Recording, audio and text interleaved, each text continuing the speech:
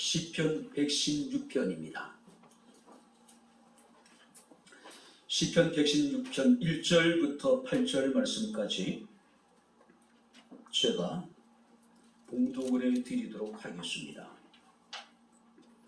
여호와께서 내 음성과 내 간구를 들으심으로 내가 그를 사랑하는도다. 그의 귀를 내게 기울이셨으므로 내가 평생에 기도하리로다. 사망의 줄이 나를 두르고 스울의 고통이 내게 이르므로 내가 환난과 슬픔을 만났을 때에 내가 여호와 이름으로 기도하기를 여호와여 주께 구하오니 내 영혼을 건지소서 하였도다. 여호와는 은혜로우시며 의로우시며 우리 하나님은 긍휼이 많으시도다. 여호와께서는 순진한 자를 지키시나니 내가 어려울 때에 나를 구원하셨도다. 내 영혼아 내 평안함으로 돌아갈지어다. 여호와께서 너를 후대하시기로다. 주께서 내 영혼을 사망해서 내 눈을 눈물에서 내 발을 넘어짐에서 건지셨나이다. 아멘. 하나님의 은혜와 사랑을 진심으로 감사를 드립니다. 오늘도 주의 사랑하는 성도들이 주님 앞에 나와 살아계신 하나님을 예배케 하시고 이 시간 주의 말씀을 청종할 수 있는 은혜를 주시길 감사합니다. 아멘. 말씀이 선포될 때 우리의 마음의 문을 열어주셔서 주의 말씀을 아멘 아멘으로 화답케 하옵소서. 예수님 이름으로 기도하옵나이다. 아멘.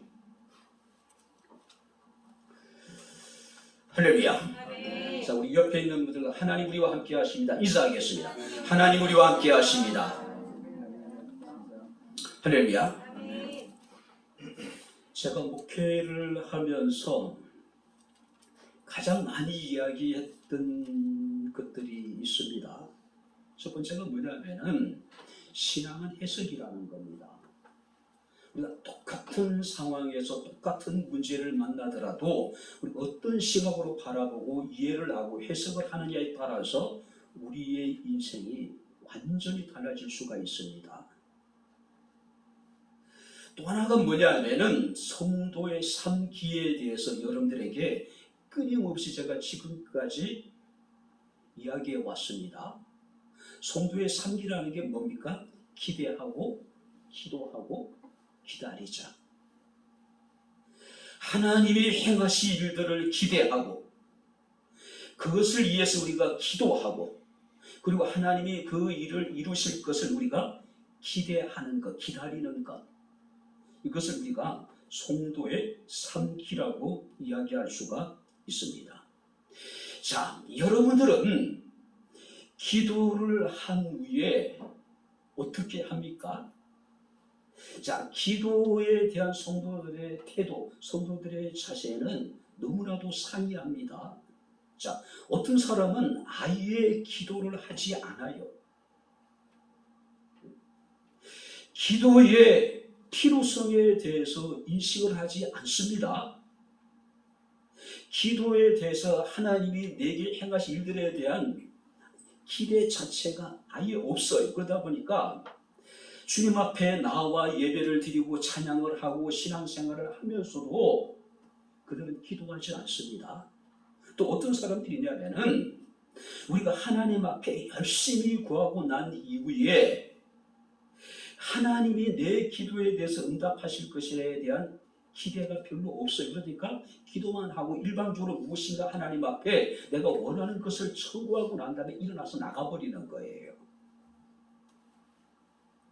반면에 어떤 사람들은 하나님께 기도하고 난 다음에 하나님께서 그 일을 이루시기를 간절히 기대하면서 기다리는 겁니다.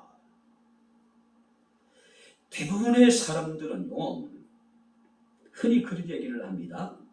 뻐꾸기형의 기도를 한다고 이야기를 해요. 뻐꾸기가 뭡니까? 뻐꾸기는 자신이 다른 새 둥지에다가 알을 놓고 도망가 버리죠. 전혀 자신이 낳은 알에 대해서 신경을 쓰지 않는 겁니다. 그렇죠? 반면에 여러분들이 남극의 펭귄이라고 하는 동물은 어떻습니까?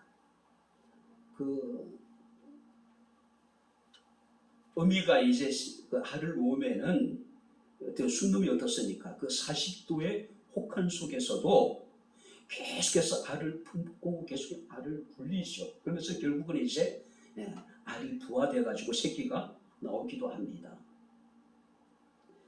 우리가 기도하고 난 다음에 그 기도와 내가 아무런 관계가 없는 것처럼 일어나 나가버리는 겁니다. 그리고 신경 쓰지 않아요. 사실 기도한 것조차도 우리는 잃어버리고 살아갈 때가 얼마나 많은지 몰라요. 그러다 보니까 그 기도가 응답됐는데도 응답됐다는 사실을 깨닫지 못하는 거예요.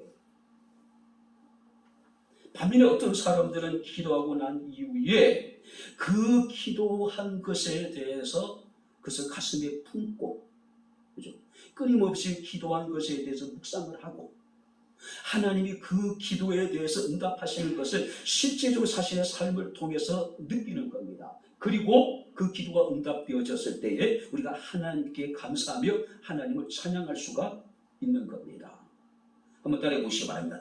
기대하고 기도하고 기다리자. 할렐루야. 하나님은 반드시 우리가 구하는 모든 것에 대해서 응답하시는 하나님이라는 사실을 믿으시기를 주의 이름으로 축원합니다. 자, 시편 116편은요 끊임없이 사선을 넘나들었던 시인이 자신을 삶의 위기에서부터 건져주신 하나님께 대한 감사의 찬양이라고 이야기할 수가 있을 겁니다. 자, 본문의 저자에 대해서는 여러 가지 어떤 다른 견해가 있습니다. 어떤 사람들은 여러 가지 상황을 봤을 때 히스기야일 것이다라고 이야기하고 있는 사람이 있는가 하면은 대부분의 우리 개혁주의 목회자들은 다윗이라는 것에 대해서 우리가 동의를 하고 있습니다. 자, 근데 우리가 성경 말씀 보니까 3절 보시기 바랍니다. 사망의 줄이 나를 두르고 스월의 고통이 내게 이르므로 내가 환난과 슬픔을 만났을 때에 여호와께서 내 음성과 내 간구를 들으심으로 내가 그를 사랑한다. 그리고 2절 말씀 보니까 그의 길을 내게 기울이셨으므로 내가 평생에 기도하겠다라고 여기 말씀하고 있습니다. 사망의 줄이 나를 두른다는 이야기는 사망의 줄이 나를 메고 나를 질질 지금 끌고 가고 있는 상황. 자, 여기서 사망의 줄이라고 하는 것은 극한 어떤 어려움을 상징하기도 하지만은 많은 무리들, 많은 대적들을 의미하고 있는 거예요. 자, 시인을 대적했던 원수가 이 시인을 꽁꽁 줄로 묶고 끊임없이 이곳저곳을 질질 끌고 다니고 있는 상황이라는 이야기예요. 그만큼 절박한 상황이라는 거죠. 자, 시인이 처해 있는 상황이 어쩌면 육체적인 질병일 수도 있을 것이고 큰 재난일 수도 있을 것이고 자신의 생명을 위협하는 절박한 상황일 수도 있을 것이라는 거죠. 그것이 어떤 상황이든 간에 시인에게는 모든 것이 절망적인 상황이었다는 사실이에요. 그리고 뿐만 아니라 사망의 줄이 나를 두른다는 이야기는 이 고통이 이례적인 것이 아니라 주기적으로 계속해서 지금 반복되고 있다. 우리가 설상가상, 엎친데 덮친격이라고 이야기를 하잖아요.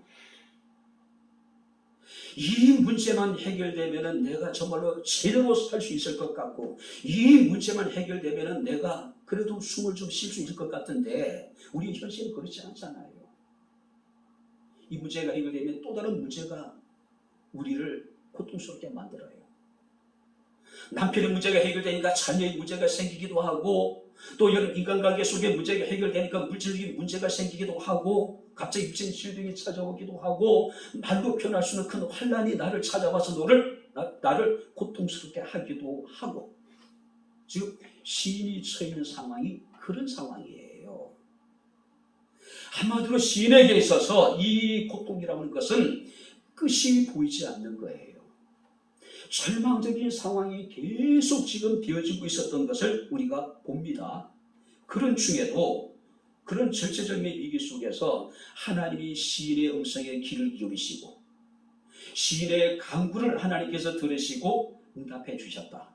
그리고 자신을 건져 주셨다라고 노래합니다. 그래서 2절 보시기 바랍니다. 내가 평생에 기도하리로다. 여기서 평생에 기도한다는 이야기는 내가 살아 숨쉬는 동안에 쉬지 않고 하나님께 기도하겠습니다라고 하는 것이 시인의 고백입니다. 절체절명의 삶의 위기를 만나고 거기서 건짐을 받고 난 이후에 시인은 하나님께 기도하기를 내가 이제는 다급할 때뿐만 아니라 환난과 고난과 시련의 때뿐만 아니라 평생토록 하나님을 사랑하며 평생토록 내가 하나님께 기도하겠습니다. 이것이 시인의 고백이에요. 자, 그렇다면 시인이 평생토록 하나님만을 사랑하고 내가 평생 하나님께 기도하겠다라고 하고 있는데 시인이 이렇게 기도하겠다라고 하는 이유가 있을 거 아니에요. 근거가 있을 거 아니에요. 오늘 이 시간 말씀을 살펴서 우리가 함께 은혜를 나누도록 하겠습니다. 우리 다시 한번 이제 첫 번째 2절 말씀을 같이 읽겠습니다. 그의 길을 내게 기울였으므로 내가 평생에 기도하였다. 그의 길을 내게 기울였었기 때문에 내가 평생에 기도할 것이다. 그의 길을 내게 기울였다는 이야기는 어떤 의미냐면은 하나님이 당신의 길을 시인의 입 가까이 갖다 댔다. 그러니까 절박한 고통스러운 상황 속에서 시인은 하나님께 울부짖었어요.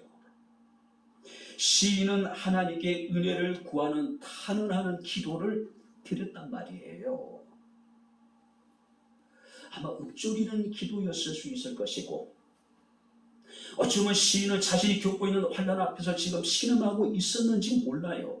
근데 하나님께서는 그런 시인의 간구에 대해서 당신의 길을 그의 입에 가까이 갖다 대시고 그가 지금 무엇을 구하고 있는지 하나님께서는 관심을 가지시고 귀를 기울이셨다는 이야기예요.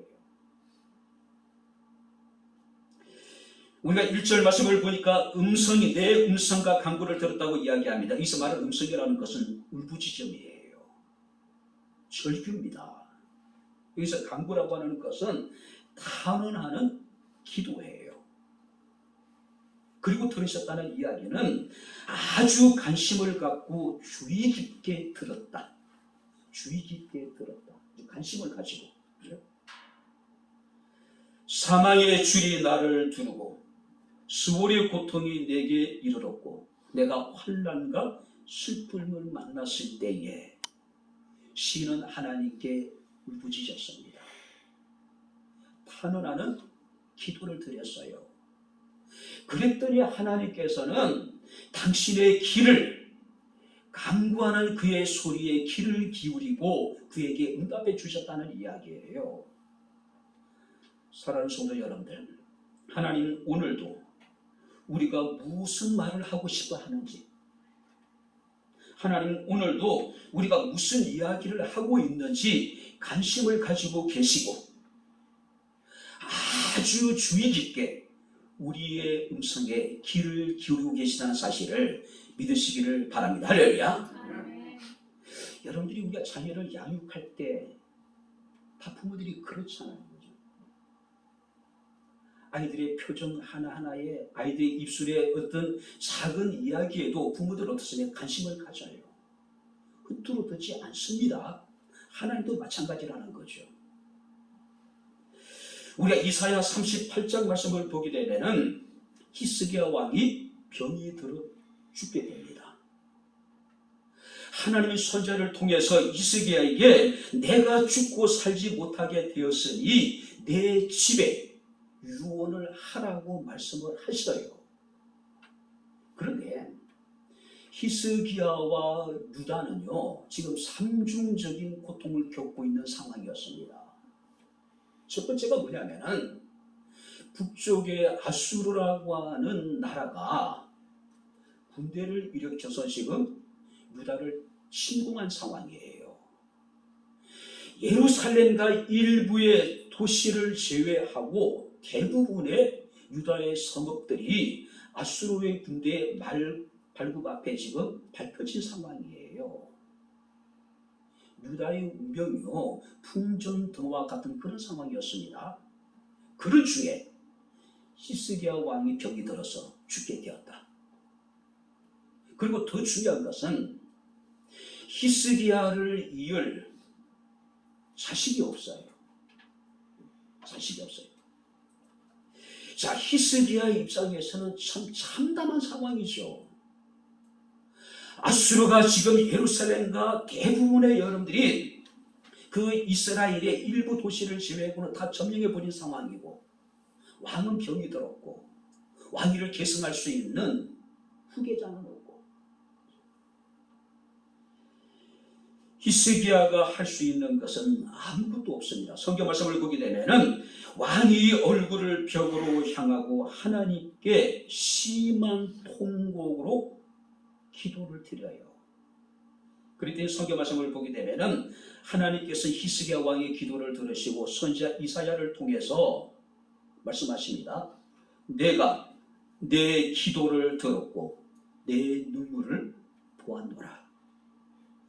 하나님이 히스기야 왕의 기도를 들으셨고 히스기야 왕이 하나님 앞에 흘리는 그 눈물을 보시고 세 가지로 응답을 하십니다. 첫 번째는 뭐냐면은 내가 내 수 안에 15년을 더해줄 것이다.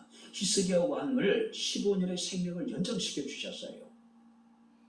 두 번째가 뭐냐면은 너와 이 성을 아수르 왕의 손에서 건져낼 것이다. 세 번째가 뭐냐면은 내가 또 이 성을 안전하게 보호해 줄 것이다. 세 가지 문제가 다 해결돼 버렸어요.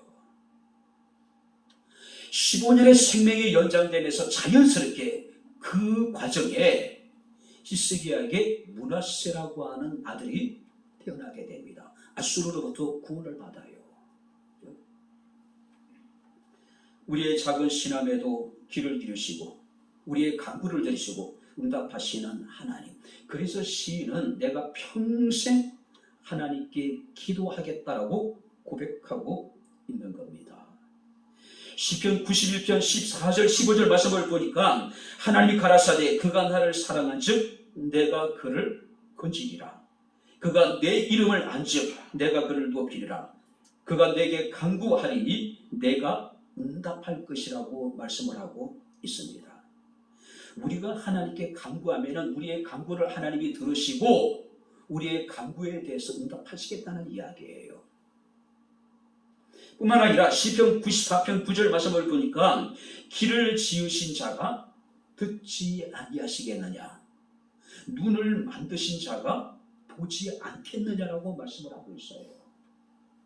하나님이 지금 우리의 처해 있는 모든 상황을 하나님께서는 살피실 뿐만 아니라 우리의 작은 읊조리는 기도조차도 하나님께서는 다 들어주시겠다는 이야기예요.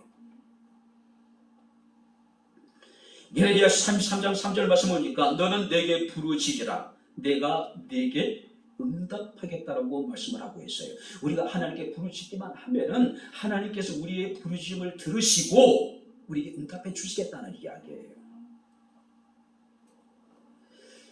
혹시 여러분 이런 글귀를 기억하십니까? 그리스도는 이 집의 주인이시요 식사 때마다 보이지 아니하는 손님이시요 모든 대하에 말없이 들으시는 이시라. 할렐루야. 우리의 모든 대하에 대해서 말없이 들으시는 하나님이시래요. 당신의 자녀들의 모든 이야기에 대해서 아주 깊은 관심을 가지시고 귀를 기울이시고 우리가 무슨 얘기를 하는지 무슨 얘기를 하고 싶어 하는지 하나님께서는 다 들으신다는 이야기예요.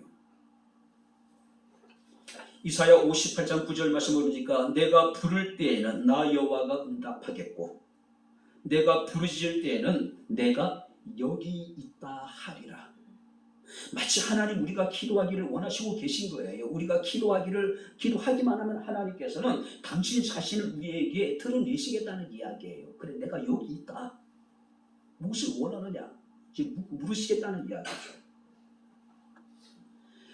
그의 길을 내게 기루셨으므로 내가 평생에 기도하리로다. 우리의 기도는 결코 헛되지 않음을 믿으시기 바랍니다. 할렐루야. 우리의 작은 신음에도 응답하시고 귀를 기울이시고 바로 우리에게 응답하신 하나님. 그래서 시인은 내가 평생에 기도하겠다고 이야기하는 겁니다. 자, 두 번째 말씀을 보시기 바랍니다. 자, 5절을 같이 읽겠습니다. 여호와는 은혜로우시며 의로우시며 우리 하나님은 긍휼이 많으시도다. 하나님은 은혜로우시며 하나님은 의로우시며 하나님은 긍휼이 많으시도다. 자, 여기서 긍휼이 많다는 이야기는 하나님은 우리를 불쌍히 여기신다. 그런데 히브리어를 보게 되면 이 긍휼이라고 하는 단어를 라햄이라고 하는 단어를 사용합니다. 라햄이 무슨 말이냐면은 복중에 있는 태아를 보호하고 영양분을 공급하는 어머니의 자궁을 말하는 거예요. 자궁. 아이를 가진 임산부들은 어떻습니까? 모든 관심이 복중에 있는 태아에게 있잖아요. 그 태아에 대한 애틋한 마음을 가지고 시분이 여기고 긍휼히 여기는 마음. 하나님은 우리를 긍휼히 여기시는데 어머니가 자신의 복중에 있는 어린 태아를 사랑하듯이 그 태아를 애틋하게 여기듯이 하나님께서는 우리를 그렇게 사랑하신다는 이야기예요. 그렇게 애틋한 눈길로 우리를 지금 바라보고 계신다는 이야기예요. 이사야 49장 15절 16절 말씀을 보니까 여인이 어찌 그 젖먹는 자식을 잊겠으며 자기 태에서 난 아들을 긍휼히 여기지 아니하겠느냐. 그들은 혹시 잊을지라도 나는 너를 잊지 아니할 것이라. 내가 너를 내 손바닥에 새겼다. 무슨 얘기일까요? 여인이 어찌 그 젖먹는 어린아이를 잊을 수 있겠느냐는 이야기예요. 여인이 자신의 태에서 난 아들을 긍휼히 여기지 않겠느냐는 이야기예요. 설사 그들이 자신의 태에서 나온 그 자식을 잃어버릴지 모르지만은 하나님은 우리를 잃어버리지 않는데요. 하나님의 손바닥에 우리의 이름을 새겨놨다는 이야기예요. 시인이 내가 평생 하나님께 기도하겠다라고 하는 두 번째 이유가 뭘까요? 하나님이 나를 긍휼히 여기신다는 것을 확신했기 때문에 나는 이제 하나님께 평생에 기도하겠다. 그 하나님의 긍휼이라고 하는 것은 마치 여인이 자신의 복중에 있는 그 태아를 사랑하듯이 애틋하게 여기듯이 긍휼히 여기듯이 하나님 우리를 긍휼히 여긴다는 이야기예요. 사무엘상 25장에 보게 되면은 아비가일이라고 하는 여인이 등장을 합니다. 그 남편은 나발이라고 하는 미련한 인간이었어요. 그런데 이 나발은 부자예요. 많은 양떼를 거느리고 있었습니다. 그런데 이 다윗이 사울 왕에게 끊임없이 쫓기는 절박한 상황 속에서도 이 다시 아마 이 나발의 이 양떼들을 아마 지켜주었던 것 같습니다. 그런데 어느 날 이 나발의 집에 큰 잔치가 벌어지게 됩니다. 그 잔치라고 하는 것은 양들의 털을 깎는 날이에요. 그건 대대적인 잔치가 벌어져요. 그래서 다윗이 그 소식을 듣고 사람을 보내요. 먹을 것, 마실 것, 그다음에 고기를 좀 달라. 이미 이 다윗에게는 600명의 다윗을 따르는 사람들이 있었습니다. 그들을 돌보는 일이 다윗에게 굉장히 중요한 일이잖아요. 평상시에 호의를 베풀었던 이 나발에게 자신을 따르는 사람들에게 먹을 것을 주고 마실 것을 주고 좀 고기를 달라고 부탁을 해요. 그랬더니 나발이 그런 얘기합니다. 다윗이 누구냐? 이새의 아들이 누구냐? 내가 어찌 내 떡과 물과 내 양털 깎는 자들을 위해서 잡은 고기를 가져다가 어디서 왔는지 알지도 못하는 자들에게 주겠느냐? 무슨 얘기예요? 평상시 다윗이 이 나발의 가축들을 보호해 주었는데 울타리가 되어주고 담이 되어 주었는데 나발이 다윗에 대해서 근본도 알 수 없는 놈에게 내가 왜 먹어서 주겠느냐라고 이야기를 해요. 다윗이 굉장히 열을 받는 상황이잖아요. 그래서 600명의 자신을 따르는 사람 가운데 200명은 짐을 관리를 하게 만들고 400명을 데리고 나발의 집으로 향합니다. 다시 명령을 내립니다. 나발에 속해 있는 모든 것들을 다 진멸해버리라는 이야기예요. 은혜를 모르고 은혜를 원수로 갚는 사람들을 징벌하겠다는 이야기죠. 그때 나발의 아내였던 아비가일이 종들을 통해서 지금 들에서 벌어지고 있는 그 상황에 대해 이야기를 듣습니다. 그리고 급히 아비가일이 먹을 것과 마실 것을 준비해서 다윗을 향해 달려나가요. 남편 대신에 사과를 하죠. 나발은 원래 어리석은 사람입니다. 미련한 사람입니다. 충분히 그러고도 남습니다라고 이야기를 해요. 그러니까 선처를 구하는 거죠. 자, 그래서 아비가일이 그런 얘기합니다. 사람이 일어나서 내 주를 쫓아내 주의 생명을 찾을지라도 내 주의 생명은, 여기서 내 주의 생명은, 다윗의 생명은 내 주의 하나님 여호와와 함께, 한번 따라해보시기 바랍니다. 생명싸개 속에 쌓였을 것이요. 하나님이 이 다윗을 하나님의 생명싸개 속에 싸서 보호해 주겠다는 이야기예요. 여기서 말하는 생명싸개도 어머니의 자궁을 말하는 거예요. 사랑하는 성도 여러분들, 하나님은 긍휼이 많으신 하나님입니다. 할렐루야. 그분은 은혜로우시며 그분은 의로우시며 그분은 긍휼이 많으신 좋으신 분인데, 우리 한 사람 한 사람이 삶의 위기를 만나게 되고 고난을 만나게 되고 환난을 만나게 될 때에 우리를 하나님께서는 지키시되 어떻게 해요? 하나님의 생명싸개 속에 우리를 보호해 주신다는 이야기예요. 우리에게 긍휼을 베풀어 주신다는 이야기예요. 사무엘상 1장 말씀을 보게 되면은 한나가 등장하죠. 한나는 아이를 낳지 못해요. 그런데 또 다른 아내였던 브린나라고 하는 여인은 아이를 낳아요. 한나가 조금 지처였을 것 같고 브린나는 아마 첩이거나 후처였을 가능성이 많이 있습니다. 브린나가 한나를 격동시키잖아요. 구박을 해요. 한나의 심정이 어떠할까요? 참담합니다.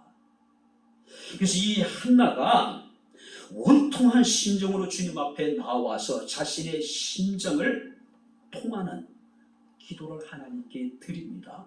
자, 이 심정이라는 것은 자신의 목숨을 걸고 생명을 걸고 하나님께 기도했다는 이야기예요. 그리고 통한다는 이야기는 쏟아부었다. 여러분들이 성전 안에서 드려진 한나의 기도는 단순한 기도가 아니에요. 생명을 걸고 목숨을 걸고 자신의 생명을 하나님 앞에 쏟아붓는 그런 기도였다는 이야기예요. 그랬더니 성경에 여호와께서 그를 생각하사 그의 태의 문을 여시고 아들을 주셨죠. 그가 누굽니까? 사무엘이에요. 자, 여기서 생각하다라고 하는 것은 하나님이 한나에 대해서 항상 마음속 깊이 생각하고 있었다. 한나에 대해서. 그러다가 한나가 자신의 생명과 자신의 목숨을 하나님 앞에 쏟아붓는 기도를 드렸을 때에 드디어 한나의 닫혀진 태의 문을 하나님께서 열어주신 겁니다. 그리고 한나는 하나님 앞에 서원한 대로 그 어린 사무엘을 하나님 앞에 드리죠. 사무엘이 어렸을 때부터 어떻습니까? 집에서 양육된 것이 아니라 성전에서 길러지게 됩니다. 그런데 사무엘상 2장 21절 말씀 보니까 여호와께서 한나를 다시 돌보셔요. 그로하여금 세 아들과 두 딸을 낳게 하시고 아이 사무엘은 여호와 앞에서 자랐다. 자, 여기 보세요. 여호와께서 한나를 다시 돌보셔요. 이 돌보다는 이야기는 방문한다는 뜻이에요. 방문한다. 하나님이 다시 한나를 방문을 하셨습니다. 근데 여기서 방문이라는 것은 예고 없이 갑자기 방문한 것이 아니라 하나님이 계속해서 한나를 마음에 두고 계시다가 가장 적절할 때에 하나님이 다시 한나를 찾으신 거예요. 방문을 하신 겁니다. 왜 방문하셨을까요? 어렵게 한나가 아들을 낳았는데 그 아들은 하나님 앞에 서원하여 낳은 자식이잖아요. 하나님의 성전에 바쳐요. 그러니 사무엘을 하나님께 바친 한나가 느끼는 마음의 호전함, 너무 사랑할 거 아니에요, 하나님이. 그래서 다시 하나님이 한나를 방문하셔서 한나의 닫혀진 태문을 다시 여셨어요. 그래서 사무엘을 대신할 수 있는 3명의 아들과 2명의 딸을 더 주신 거예요. 우리가 출애굽기 33장 15절 말씀을 보니까 나는 은혜 베풀 자에게 은혜를 베풀고 긍휼히 여길 자에게 긍휼을 베푸시느니라. 할렐루야. 하나님은 정말로 좋으신 분인 것 같아요. 하나님께서 한나를 생각하셔서 그의 태문을 열어주실 뿐만 아니라 그때 태어난 아들이 서원하여 하나님 앞에 바쳐진 자식이기 때문에 그 자식을 바치고 난 다음에 홀로 집에 남아서 느끼는 한나의 그 외로움과 허전함을 하나님 기억하시고 다시 방문하신 거예요. 그리고 3명의 아들을 주시고 2명의 딸을 더 주신 거예요. 우리 하나님은 긍휼이 많으신 하나님, 할렐루야. 은혜가 풍성하신 하나님, 할렐루야. 그래서 시인은 내가 평생 하나님께 기도하겠다. 평생 긍휼이 많으신 하나님께 내가 기도하겠다는 이야기예요. 마지막으로 3번째 말씀을 보시기 바랍니다. 8절 같이 읽겠습니다. 주께서 내 영혼을 사망해서 내 눈을 눈물에서 내 발을 넘어짐에서 건지셨나이다.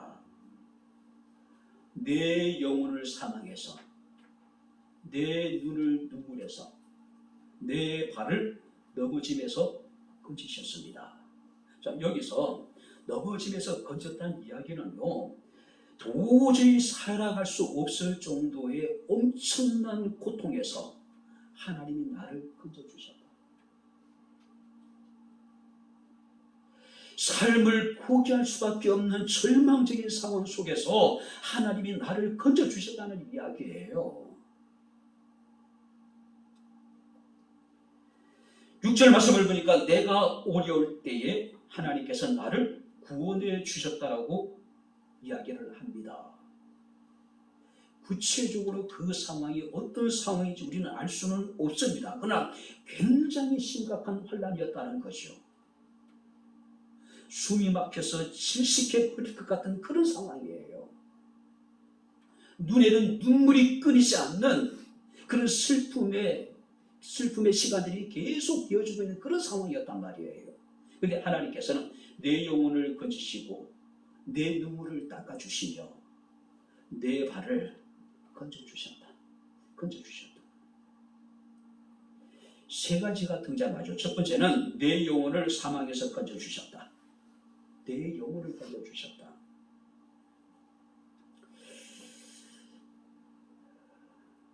말씀을 보면서 많은 생각을 했습니다. 많은 사람들이 삶의 작은 문제 앞에서도 제일 먼저 포기하는 게 뭡니까? 내 영과 관계되어진 모든 것들.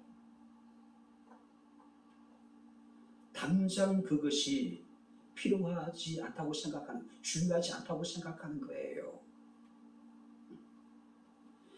육체적인 즐거움, 자신의 삶의 편리함, 자신의 개인적인 작은 이익을 위해서 우리들은 쉽게 영혼을 포기해버리는 사람들이 얼마나 많은지 몰라요. 그러나 시인에게 있어서는요, 자신의 생명을 잃는다 하더라도, 자신이 소중하게 여겼던 모든 것을 다 잃는다 하더라도 그에게 가장 중요한 것은 자신의 영혼이었어요. 그래서 그는 제일 먼저 하나님께서 내 영혼을 사망에서 건지심에 대해서 감사하며 지금 찬양하고 있는 거예요. 파우스트라고 하는 소설에 보게 되면 파우스트가 악마에게 자신의 영혼을 팔아요. 일정한 계약 기간을 정해놓고, 그리고 악마가 주는 세상의 모든 쾌락과 즐거움을 그는 얻습니다. 세상의 쾌락에 빠져서 하루하루를 그야말로 정말로 행복하게 살았겠죠. 즐거웠겠죠. 그런데 악마와의 어떤 계약한 마지막 날이 찾아옵니다. 파우스트는 절규해요. 부르짖어요. 뒤늦게 후회하지만은 이제 돌이킬 수 없는 상황이에요. 마치 파우스트가 세상의 쾌락을 위해서 자신의 영혼을 악마에게 판 것처럼 지금도 적지 않은 사람들이 그렇게 중요하지도 않는, 그렇게 가치가 있지도 않는 것들에게 자신의 영혼을 팔아버린 사람들이 얼마나 많은지 몰라요. 지금 어디서 무엇을 하고 있을까요? 지금 내가 하고 있는 그 일이 주일을 포기하고 예배를 포기할 만큼 정말 가치 있는 일일까? 소중한 일일까? 자신의 영혼의 일부를 상하게 할 정도로 정말 중요한 일일까? 정말 그만큼 가치 있는 일을 우리가 지금 하고 있을까? 시인은 주께서 내 영혼을 사망에서 건졌다라고 이야기를 해요. 살아가는 자여, 내 영혼이 잘된 것 같이 내가 잘되고 범사에 강건하기를 내가 간구하노라. 중요한 것은 먼저 영혼이 잘되는 겁니다. 그리고 범사가 잘되는 거죠. 그리고 건강한 거예요. 두 번째, 시인은 뭐라고 얘기합니까? 내 눈에서 눈물을 닦아주셨다.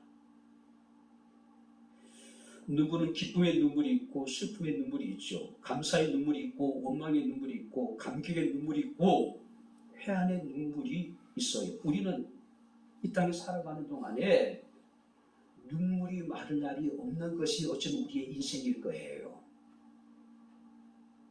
그래서 시편 84편 6절에 보니까 눈물 골짜기를 지난다라고 표현합니다. 우리 인생이요. 그리고 시편 80편 5절 말씀을 보니까 눈물의 양식을 먹이시며 많은 눈물을 마시게 했다라고 이야기를 합니다. 뿐만 아니라 시편 56편 8절에 보니까 나의 눈물을 주의 병에 담아달라고 다시는 하나님께 기도를 해요.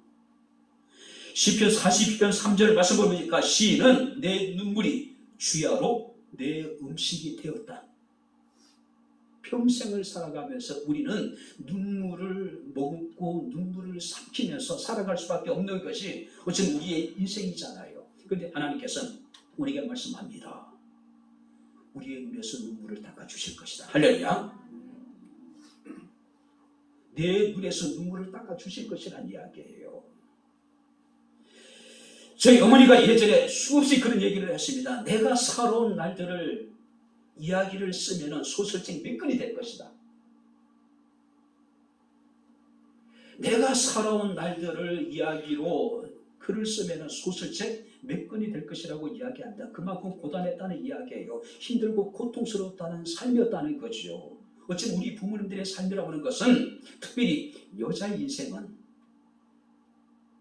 눈물로 점철된 삶이었잖아요. 기독교가 들어와서 극한 슬픔과 좌절과 절망과 또 고통스러운 삶을 살아가고 있는 우리 할머니 시대에, 우리 어머니 시대에 수많은 여인들의 눈물을 주님께서 닦아주셨잖아요. 그러니까 지금도 우리 눈에서 우리의 눈물을 닦아주고 계시다는 이야기예요. 어쩌면 사람은 태어나면서 울죠. 또 우리는 살아가면서 끊임없이 울어요. 그리고 마지막 순간에도 우리 누군가의 눈에 눈물을 흘리게 만들고 세상을 떠납니다.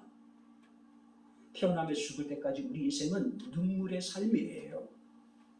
근데 그 우리의 눈물을 누가 닦아주겠습니까? 성경에 주께서 말씀하십니다. 내 눈에서 눈물을 닦아주실 것이다. 그래서 다윗은 내가 평생 기도하겠다는 거죠.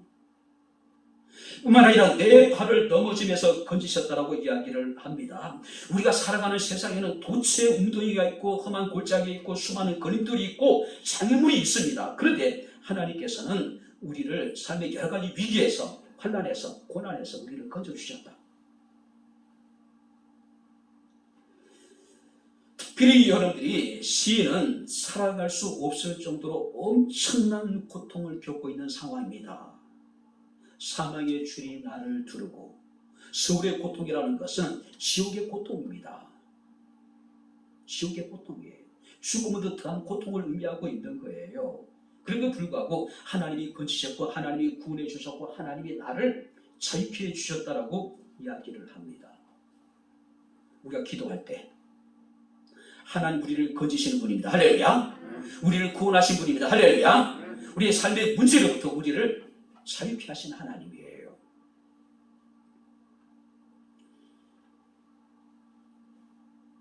시편 145편 18절 19절 말씀을 보게 되면은 저가 자기를 경외하는 자의 소원을 이루시며 또 저희 부르심을 들으사 구원하시겠다라고 말씀하고 있음을 우리가 봅니다.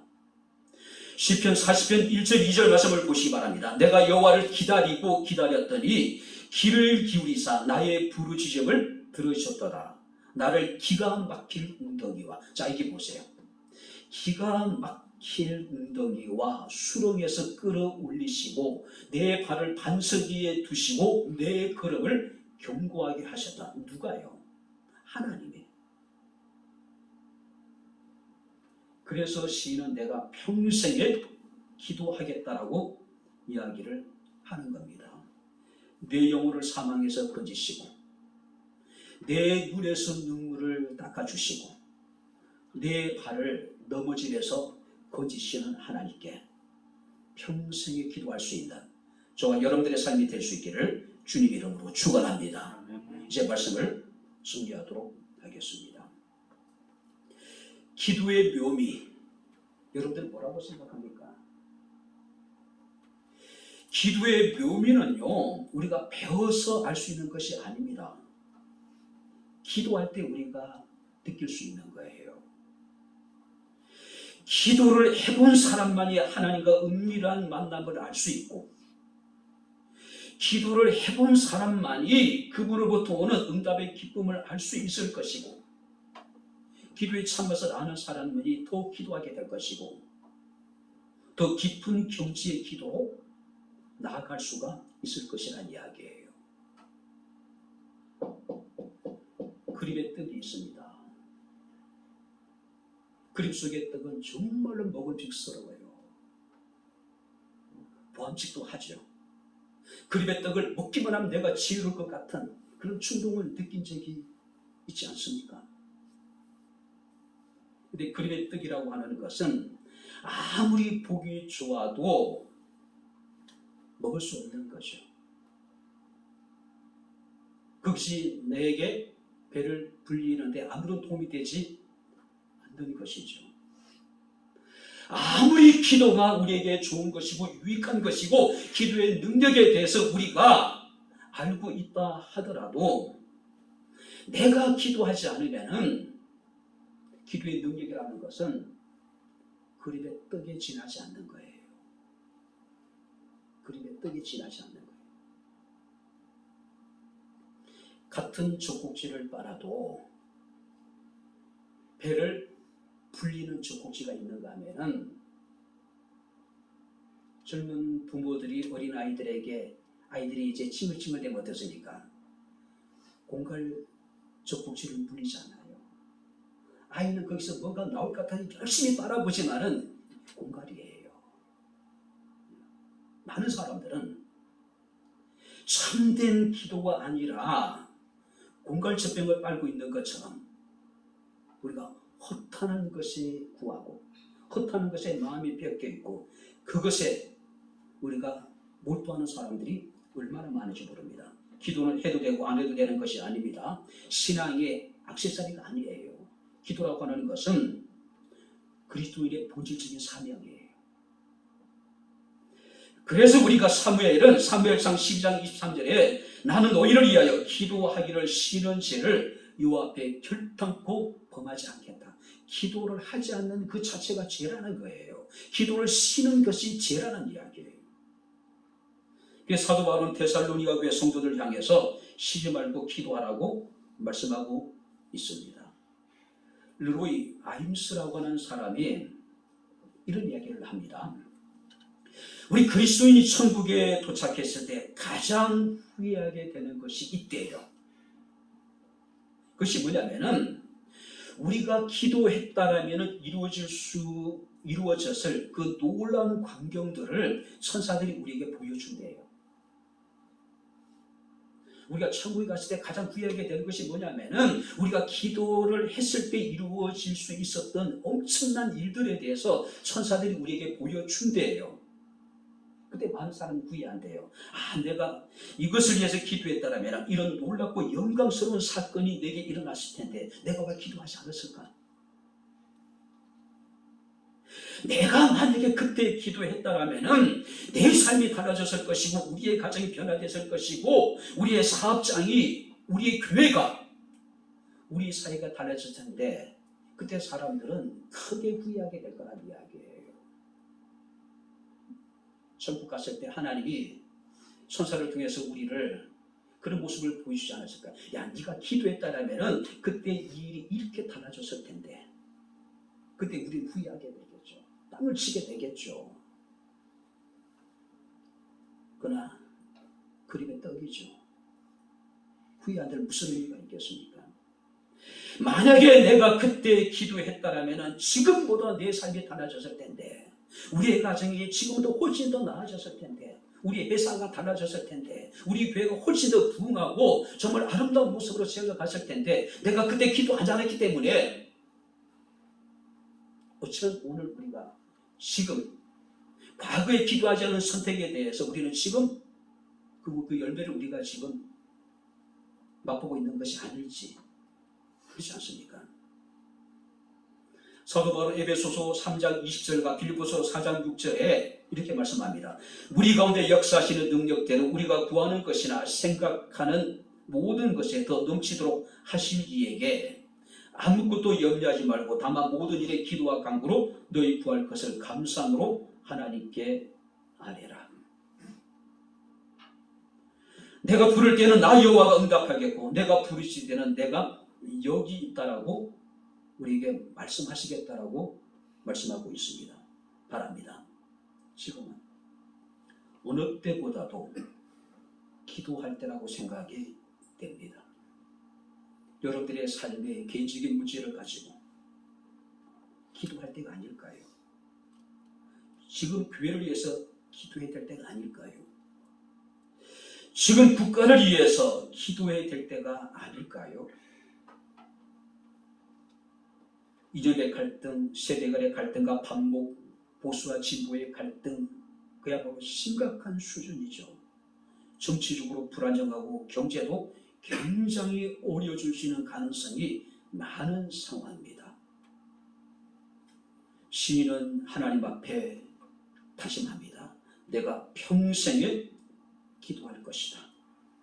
내 음성과 내 간구에 귀를 기울이시는 하나님께, 궁길이 많으신 하나님께, 나를 건지신 하나님께 내가 기도하리라.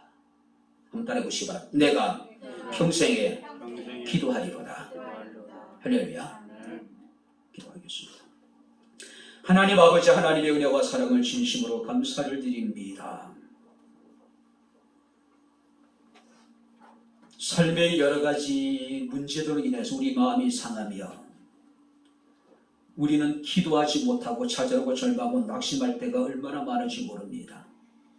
하나님, 반드시 우리가 구하는 것에 대해서 귀를 기울이시고 응답하실 하나님을 확신하며 어떤 상황 속에서도 하나님께 깨어서 기도할 수 있는 저희들의 삶이 되게 하옵소서. 하나님에 대한 기대를 가지고 기도하게 하시고 하나님 이루실 그 일들을 기다릴 수 있는 믿음을 우리에게 허락하여 주옵소서. 예수님 이름으로 기도하옵나이다. 아멘.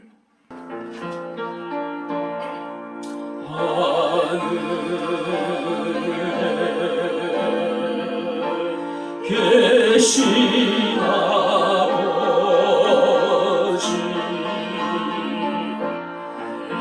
이름 거룩하사 주님 나라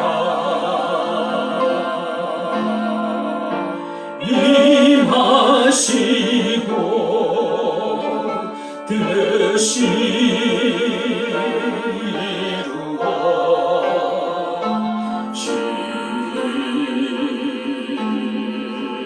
이루어지리라.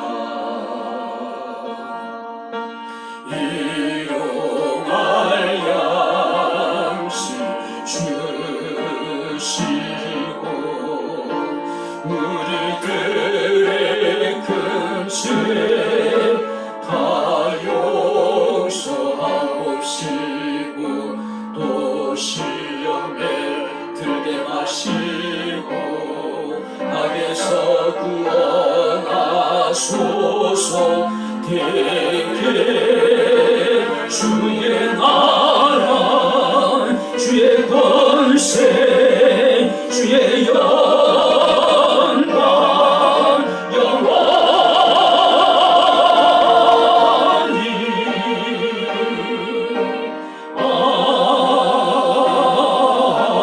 아멘.